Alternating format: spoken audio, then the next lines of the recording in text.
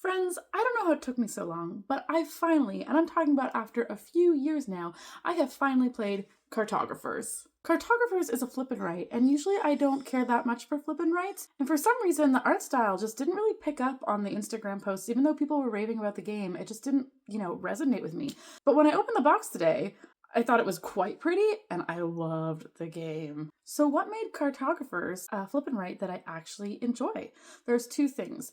It still has like a level of strategy that is quite thinky and it's puzzly, but at the same time there is an element of player interaction that is just enough to make me feel like I can affect the outcome of the other players. I'm going to give you a quick summary of what happens in Cartographers.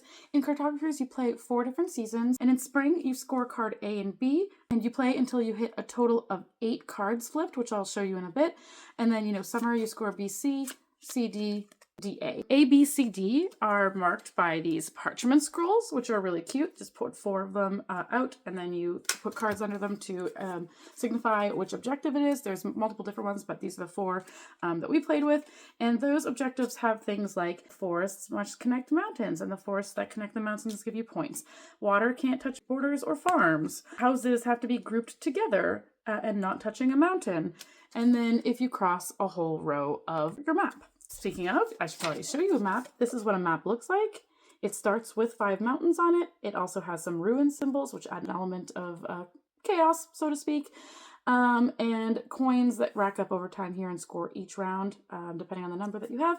And you score your seasons at the bottom and then add up the total. Super, super simple. The tiles that you play are these cards that you flip, and you are actually drawing what comes up on these cards onto your map, so it's super fun. Some people use colored pencils, some people laminate them and then use dry erase or color dry erase.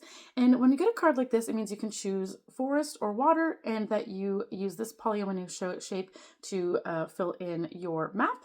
2 is how much time has gone by for that season. So for example, in spring, when it could go to 8 or over, once you hit 8, the season ends. Everyone is doing this at the same time. So you do this and you go to the next card. The ruin is that little bit of chaos that I was speaking of. You have to draw on an existing ruin on your map with the next card that comes out. So this would be a ruin of blue or red with this polyomino shape. The actual chaos, though, is the monsters. So when you pull a monster, you get to draw on somebody else's map. For each square that is touching a monster symbol, you get -1 point. And that is the entirety of the game.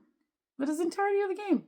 I get to long-term plan, I get to do puzzles and polyominoes, and there's monsters, and I get to interact with people. It has everything that I like in a game, so I think I'm hooked.